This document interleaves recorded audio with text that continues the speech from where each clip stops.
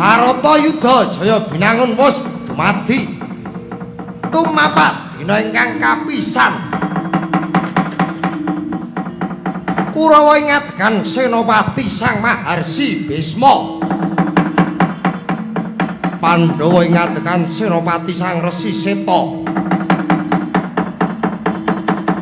samya tembok langgang payudan tintrem suasanane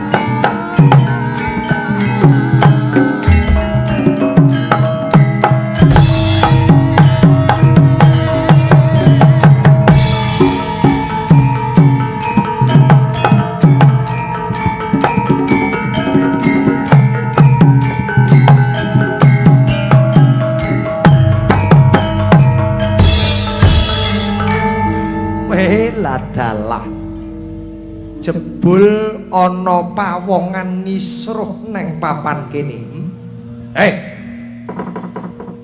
Seta kowe dudu golonganing Kurawa, dudu golonganing Pandhawa. Kowe wani maju perang neng Tegal Kurusetra, ateges kowe iki dudu sapa-sapa. Kono baliyo neng pertapan Sohini Seta. Wah, ora urus. Bisma. Langap-langap waton ngucap tanpa tok pikir.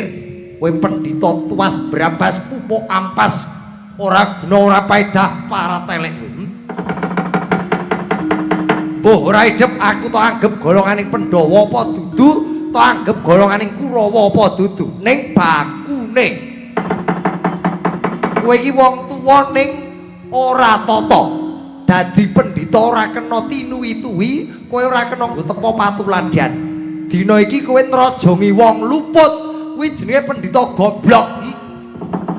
Kowe ora perlu ngumpah-umpah aku. Kasunyatane aku ndepani marang sumpahku sapa wani mbubrah bumi Ngastina mungsuhe Bisma Senopati Agung. Dina iki kowe sapa? Babu. Ora peduli malah dina iki tak gawe geger sisan merga patine adhiku lanang Utara Wratsangka saka tanganmu. Iso ora iso tak tugel timanggamu dina iki uga. Babu. Pancen nek tuwa do tuwa kuwi pancen babang. Ora apa-apa. Nadyan to mengkurung tan murung aku menggeh-menggeh. Ning tetep tak ladeni dina iki. Sak budimu tak kembari Seta. Mapano Kang Prayoga.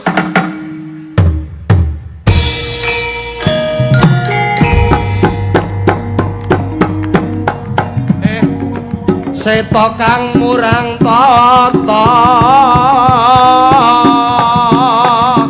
maju perang tanding mungsuh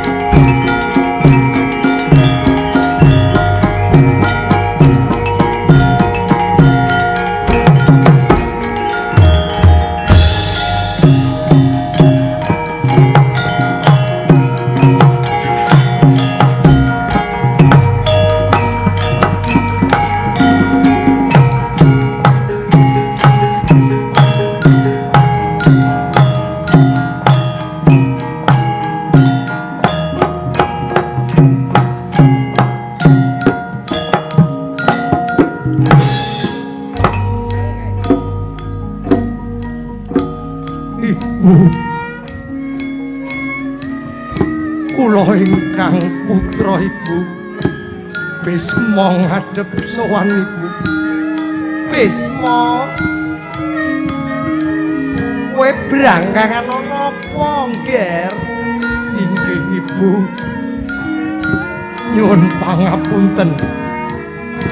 Dinten menika kula nyuwun pejah Ibu. Urung apa-apa lah kok kowe njaluk pati karo ibu. Janjane kenapa Bisma?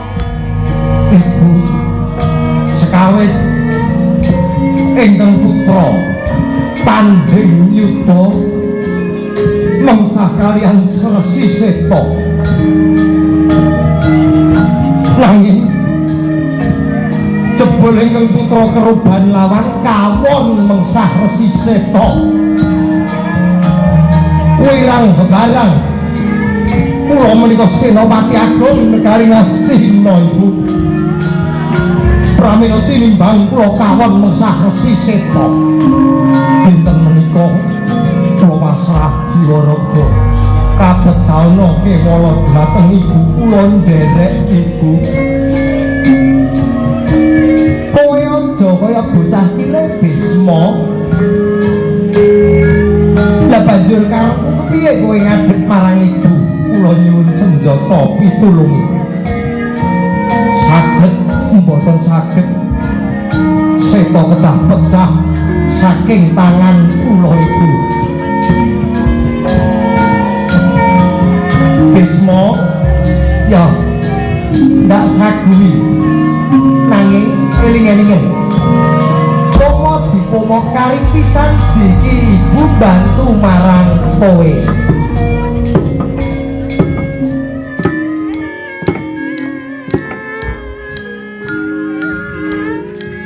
Besok ibu wis ora bakal bantu meneh. Iki ibu darbe pusaka aran cucuk dandang. Pusaka iku pamunah satru saka kadewatan.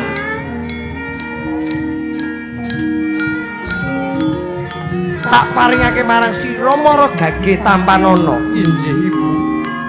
Sawuse semu tak tundung dina iki uga enggal budhalo saka Bengawan Gangga. Inggih Ibu. Nyuwun pamit kula badhe mapak ridhanipun Seta malih kula badhe mejahi Seta.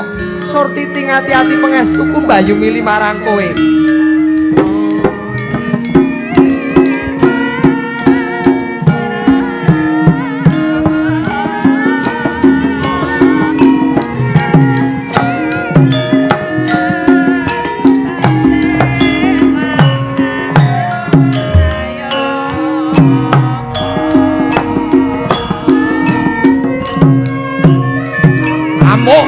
Mrata jaya mrata imbang bangsa satyen padha.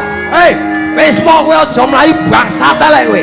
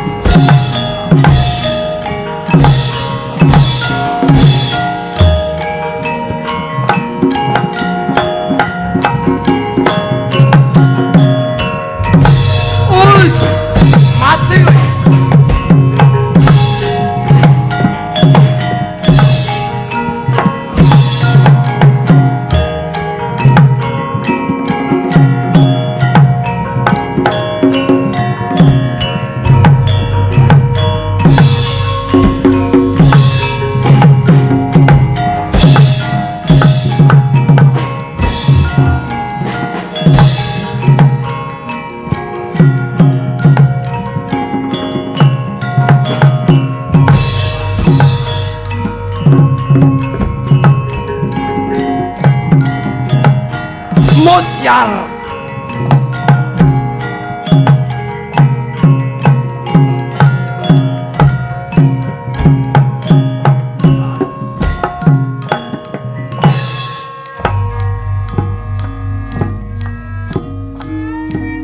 Kawon kerusan nglumpruk Sang Bisma. Dasare wis lalu yuswa. Mangkono enget ing wantean sigra ngesti pusaka kadewatan ingaran cucuk dandang. Dupi prisa Sang Resi Seta kersaning Driwarsa den pejahi. Resi Seta ingkang tan plega panca baya kena ketaman cucuk dandang lumpruk gugur sanalika.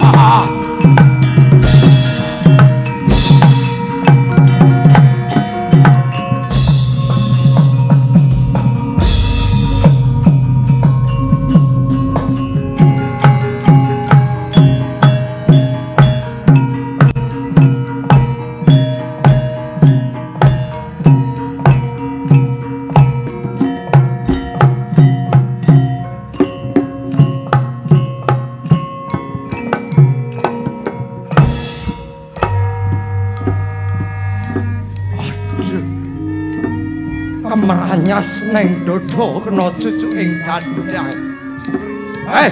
Putu-putuku Pandhawa. Kene padha mlumpuka kene. Iki yang wis kena pusakane Bisma. Sedhela meneh tekan pestiku kudu mati. Cukup semene nggonku bantu marang kowe kabeh. Dina iki Eyang pamit mati. Wanti-wantine Eyang marang kowe kabeh.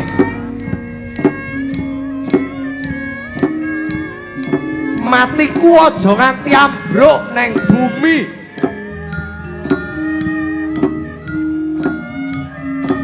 Sangganen awakku ingkang angka 2. Sawise mengko pecat nyawaku, obongen ragaku awune nggonen marangi gegamane para prajurit Ngamarta. Baratayuda Jaya Binangun kudu terus. Pandhawa kudu menang. Suratira Jayaningrat lebur dening pangastuti wis. Putuku Eyang pamit